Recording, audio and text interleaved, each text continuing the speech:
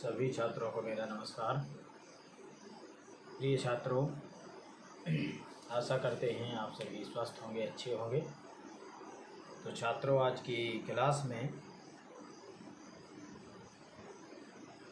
सबसे पहले मैं सभी लोगों से कहना चाहता हूं कि जितने भी छात्र हमें देख रहे हैं, जिनने हमारे चैनल को अभी सब्सक्राइब नहीं किया है, चैनल NK.Singh/फरियाद, जिनने सब्सक्राइब नहीं किया है वो सब्सक्राइब अवश्य कर लें, बेल आइकन दबा लाइक कर लें, जिससे आप लोगों को जो मैं नए वीडियो डालूं वो अपडेट मिलता रहे।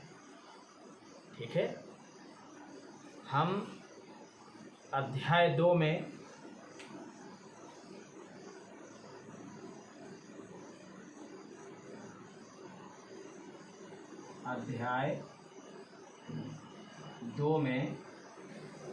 हम इंजन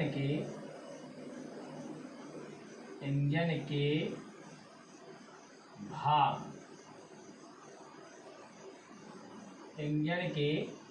भागों का अध्ययन करते हैं, जो कि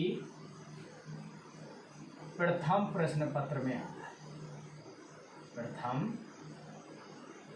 प्रश्न पत्र,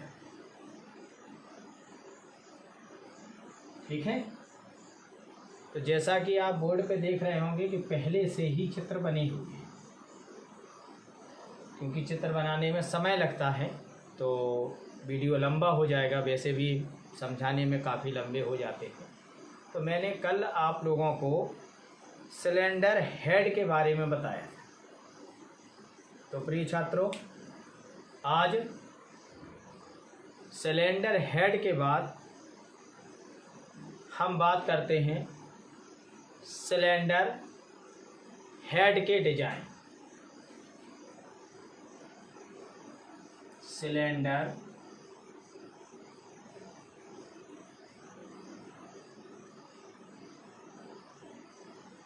हेड के डिजाइन।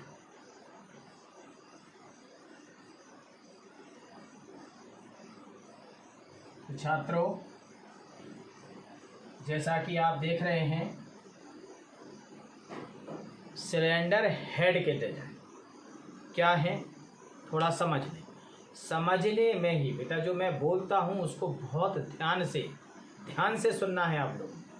जब उसे ध्यान से सुनेंगे, क्योंकि ये ऑनलाइन क्लास है, व्हाट्सएप वर्चुअल वीडियो में मैं पढ़ा रहा हूँ। जैसे क्लास में आप लोग सुनते हैं, ध्यान से सुनते हैं, मैं समझाता हूँ, ऐसे ही इसको सुनना है। ठीक है। तो सिलेंडर हेड के डिजाइन में सामान्य रूप से है, साधारणतया इंजन बाल्ब इंजन के सिलेंडर हेड में ही लगाए जाते हैं। जो इंजन के बाल्ब होते हैं वो सिलेंडर के हेड में ही लगाए जाते हैं। बाल्ब की विधि तथा उनके संचालन की व्यवस्था इंजन बनाने वाली कंपनियां अपने अनुसार करती हैं। इंजन में बाल्ब लगाने की विधि, कि किस तरीके से हमें बाल्ब लगाना है इंजन में, और किस तरीके से इन बाल्बों को चलाना है, ये जो कंपनियां होती हैं, इंजन बनाने वाली कंपनियां होती हैं, वो अपनी सुविधा के अनुसार इंजन के बाल्बों की, जो इंजन की डिजाइन है, उनके अनुसार अपनाते। ठीक है। आगे, बाल्ब लगाने की विधि के आधार पर, जो बाल्ब लगाने की विधि होती है किसमें, सिलेंडर हेड में जो बाल्ब लगाने की विधि होती है उसके अनुसार इनका वर्गीकरण किया गया है। तो किस किस उसमें इनका वर्गीकरण किया गया है। सबसे पहले आती है साइड बाल्ब व्यवस्था। साइड बाल्ब व्यवस्था ये क्या है छात्रों, जान लें। क्या आती है सबसे पहले, साइड बाल्ब व्यवस्था।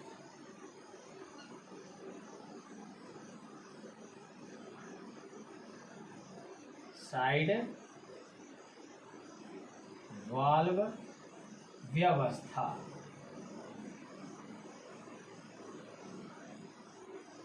जैसा कि आप लोग चित्र देख पा रहे होंगे, ये साइड वाल्व व्यवस्था का चित्र बना हुआ है। तो साइड वाल्व व्यवस्था क्या है इसको समझ लें।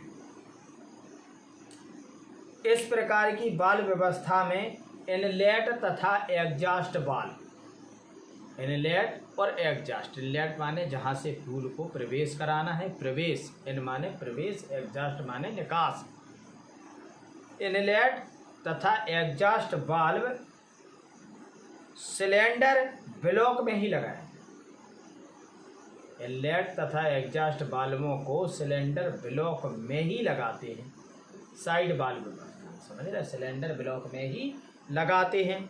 सिलेंडर ब्लॉक में लगाने पर इस व्यवस्था में वाल्व सिलेंडर ब्लॉक में बनी साइड में, जो सिलेंडर ब्लॉक में साइड में, ये उल्टे फिट किए जाते हैं, उल्टे फिट किए जाते हैं।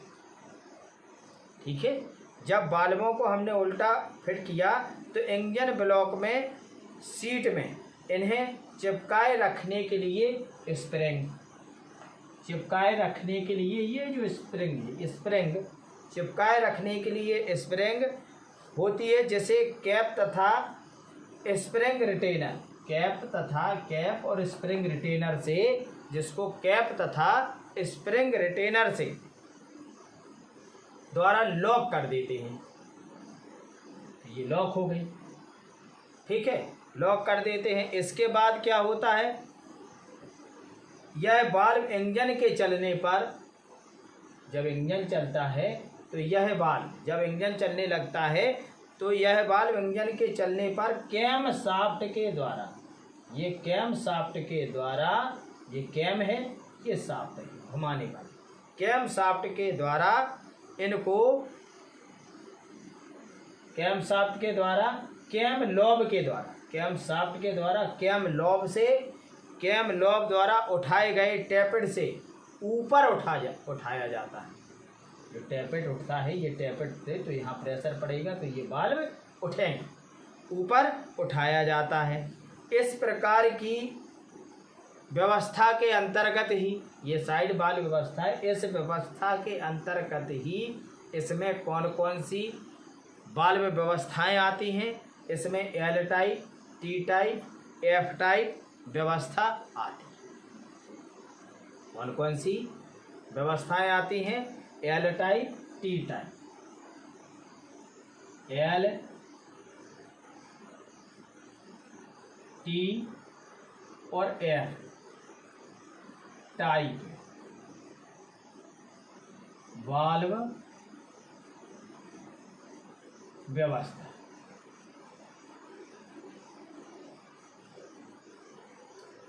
ये साइड वाल्व व्यवस्था के अंतर्गत ही आती है, एल, टी, एफ। ठीक है, ये वाल्व लगाने की व्यवस्था है। क्या है, ये वाल्व लगाने की व्यवस्थाएं हैं कि वाल्वों को, ये है साइड वाल्व व्यवस्था। साइड वाल्व व्यवस्था में एल जो है, एल इसी के आकार की, जिस तरीके से ये है साइड वाल्व व्यवस्था, ये एल इसी के प्रकार की। ठीक है, समझ में आया कि वाल्व व्यवस्था में, इंजन में वाल्व व्यवस्था L type, T type, F type, ये साइड वाल्व व्यवस्था के अंतर्गत ही आती है। अब छात्रों, वाल्व क्यों लगाए जाते हैं, हमने क्या बताया, सिलेंडर ब्लॉक में इनलेट और एग्जॉस्ट वाल्व लगाए जाते हैं। इनलेट माने जो फ्यूल होता है, यानी तेल, तेल को सिलेंडर के अंदर प्रवेश कराने, जहाँ से प्रवेश होता है वो इनलेट वाल्व के रास्ते से प्रवेश होता है, और जली हुई गैसें जो बाहर निकलती हैं वो किससे निकलती हैं, वो निकलती हैं एग्जॉस्ट वाल्व से। ठीक है, तो ये वाल्व यानी द्वार, पहले पोर्ट होते थे, 2 स्ट्रोक इंजनों में पोर्ट होते थे, अब 4 स्ट्रोक इंजनों में बाल्बों का प्रयोग होने लगा है, क्योंकि बाल्ब पोर्ट की अपेक्षा यानी द्वार की अपेक्षा बाल्बों को अत्यधिक एयर टाइट किया जा सकता है, जिससे गैसें किसी भी तरीके से लीक करने का कोई भय नहीं होता है। इससे इंजन की क्षमता बढ़ जाती है, पावर बढ़ जाती है और फ्यूल कंजप्शन कम हो जाता है।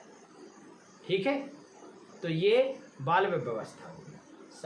साइड वाल्व व्यवस्था को समझ लिया छात्रों। इसके बाद हम करते हैं टी टाइप। ये जो नीचे चित्र हो सकता है कि थोड़ा वीडियो में पूरा ना आ रहा हो, लेकिन ये कौन सी है, ये वाली टी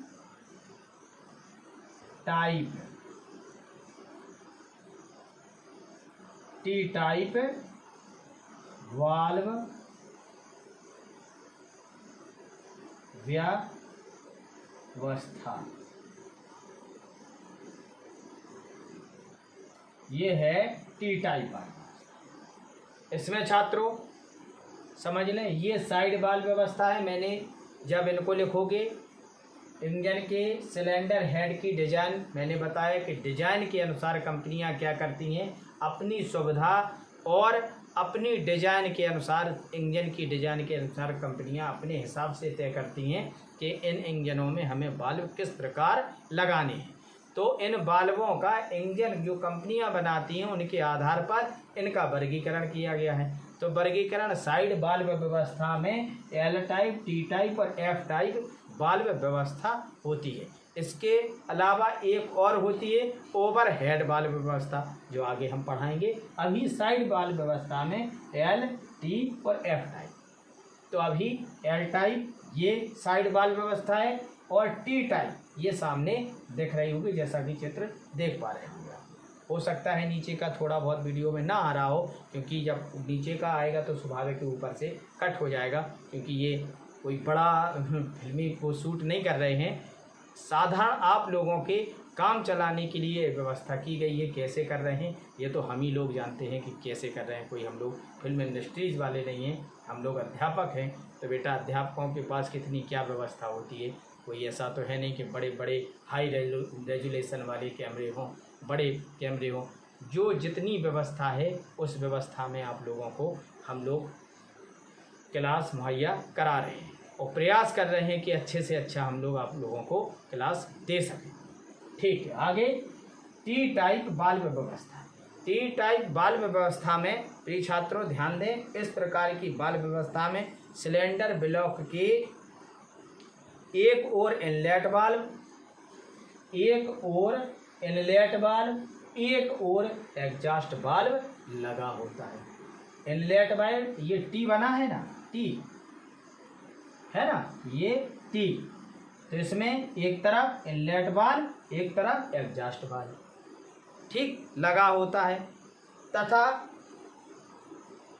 इस प्रकार के इंजनों में 2 कैम शाफ्टों का प्रयोग किया जाता है। जब भैया 2 वाल्व में अलग अलग साइड लगे हैं तो क्या होगा, इसमें 2 कैम शाफ्टों का प्रयोग किया जाएगा। इसमें एक ही से चल रहे हैं, ठीक है, इसमें 2 कैम शाफ्टों का प्रयोग किया जाएगा। तो जब 2 कैम शाफ्ट लगा रहे हैं तो स्वाभाविक है क्या होगा कि ये सिस्टम जो है वो महंगा हो जाएगा, कॉस्टली हो जाएगा। क्योंकि जब डबल कैम शाफ्ट है तो सारी व्यवस्था बनाने के लिए इंजन को उस प्रकार से हमें बनाना पड़ेगा। और जब डबल कैम शाफ्ट लगाएंगे तो पूरे कैम के लिए टाइमिंग गियर होता है, कब वाल्व खुलना है, कब बंद होना है, ये सारी व्यवस्थाएं। तो ये इंजन काफ़ी कॉस्टली हो जाएगा। तो जब कॉस्टली हो जाएगा स्वाभाविक है कि प्रयास जो ऑटोमोबाइल इंजीनियर होते हैं वो प्रयास करते हैं कि इंजनों को ताकतवर, अच्छे से अच्छा और सस्ते से सस्ता, कम से कम लागत वाला और रिपेयर करने में आसान से आसान तरीके वाली व्यवस्थाओं को ये अपनाते हैं। तो ये टी टाइप में जब डबल कैम शाफ्ट लगेगी तो डबल कैम शाफ्ट में यानी 2 कैम शाफ्टों में क्या होगा, खर्चा बढ़ जाएगा। जब खर्चा बढ़ जाएगा तो स्वाभाविक है कि ऐसे इंजनों को जो प्रयोग करने वाले हैं, चाहे वो आम पब्लिक हो, चाहे वो किसान हो, चाहे जिस किसी में भी इंजन, चाहे वो व्यापारी हो, तो क्या होगा, जब ये महंगे होंगे और इनमें जो व्यवस्था है वो ज़्यादा खर्चीली है, तो ऐसे इंजनों को लोग कम पसंद करते हैं। इसीलिए इस प्रकार की व्यवस्था का, टी टाइप की वाल्व व्यवस्था का प्रयोग बहुत ही कम होता है, बहुत ही कम करते हैं हम लोग टी टाइप की वाल्व व्यवस्था का प्रयोग। ठीक है, तो ये टी टाइप की वाल्व व्यवस्था हो गई।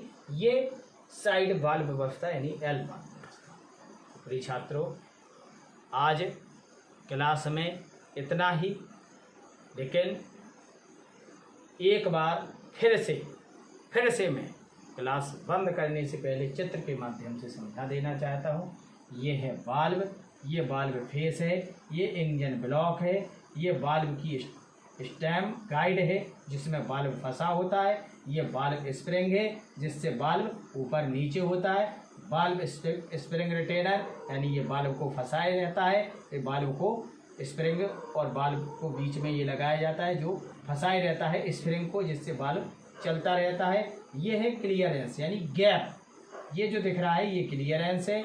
ये वाल्व टैपेट है, टैपेट इसी टैपेट में वेट होता है जो टैपेट है। टैपेट के बाद कैम, ये कैम है, ये कैम शाफ्ट है। जब कैम शाफ्ट घूमती है, ध्यान से सुन लें, ये है एडजस्टिंग स्क्रू, ये क्लियरेंस को एडजस्ट कम बढ़ करने के लिए एडजस्टिंग स्क्रू है। ये वाल्व की स्टेम है यानी डंडी, और ये वाल्व पोर्ट है यानी वाल्व का द्वार है। ठीक, वाल्व का द्वार है। अब समझ लें कैसे होता है, एक बार ध्यान से सुने। इंजन को जैसे ही हमने घुमाना प्रारंभ किया तो पिस्टन टीडीसी से बीडीसी की ओर चली, यानी पिस्टन ऊपर से नीचे चली, क्रैंक शाफ्ट घूमी। जब क्रैंक शाफ्ट घूमी तो क्रैंक घूमेगी, तो क्रैंक से ही, क्रैंक के वेट, नोजल, इन सब से हम इसको ड्राइव देते हैं कैम शाफ्ट। जब कैम शाफ्ट घूमेगी, कैम शाफ्ट घूमेगी तो ये कैम घूमेगा। कैम में देखा होगा ये नॉब निकला है, ऊपर कोई गोल नहीं है, नॉब निकला है। जब ये नॉब ऊपर को आएगी तो क्या करेगी, ये वाल्व टैपेट में ठोकर मारेगा, वाल्व टैपेट को उठाएगा। जब ये वाल्व टैपेट उठेगा तो ये क्लियरेंस है, ये क्लियरेंस खत्म होकर ये वाल्व को ऊपर को ठोकर देंगे। किससे, तो ये क्लियरेंस का स्प्रिंग ऊपर को देंगे ठोकर, स्प्रिंग से दबा रहता है। तो क्या होगी कि जब ऊपर को जाएगा तो क्या करेगा, यहाँ से ये पोर्ट खुल जाएगा। ठीक है, ये द्वार खुल जाएगा। जब ये द्वार खुलेगा तो इससे क्या होगा कि जो इनलेट है या एग्जॉस्ट, चाहे वो इससे जली हुई गैसें बाहर निकालनी हो या इसके द्वारा अंदर भेजनी हो फ्यूल, तो ये सिस्टम पोर्ट खुल जाता है। पोर्ट खुलेगा तो इससे जली हुई गैसें बाहर हो जाएंगी या जो ईंधन है वो इस मार्ग से सिलेंडर के अंदर प्रवेश कर जाएगा।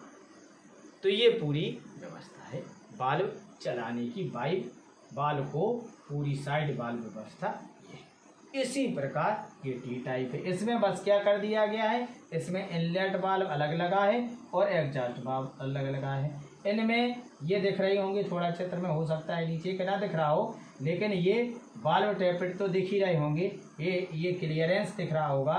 तो ये सिस्टम 2 कैम शाफ्ट से चलेगा। जब 2 कैम शाफ्ट से चलेगा तो महंगा होगा तो ऐसे इंजनों को लोग बाग कम पसंद करते हैं, क्योंकि महंगा होने के कारण इनको कम, तो इसको क्या है, ये वाली जो व्यवस्था है टी टाइप की, ये प्रचलन में कम लाई जाती है। बहुत ही कम इंजनों में इनका प्रयोग किया जाता है। ठीक है छात्रों, समझ में आया, आशा करते हैं।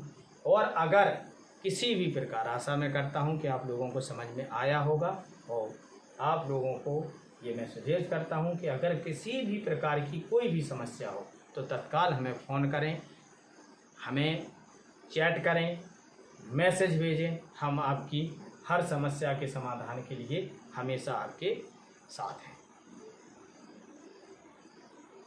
अंत में वही अपील, ज़रूरी अपील, ज़िंदगी के बचाने की अपील कि आप लोग वैक्सीनेशन ज़रूर कराएंगे। जो 18 वर्ष की आयु के छात्र हैं या उनके बड़े भाई, उनकी बहन उनके माता पिता चाचा चाची कोई भी जिनने अभी तक वैक्सीनेशन नहीं कराया है तो उन्हें वैक्सीन के लिए प्रेरित करें। अगर उन्हें किसी भी प्रकार का कोई संशय है या किसी भ्रांति में पड़े हैं या कहीं कोई भ्रम है या उनके मन में किसी भी प्रकार की समस्या है या उनको कोई मन में कहीं कोई दुविधा है तो उस दुविधा को ख़त्म करें, बताएं, समझाएं कि टीका पूर्ण रूप से सुरक्षित है।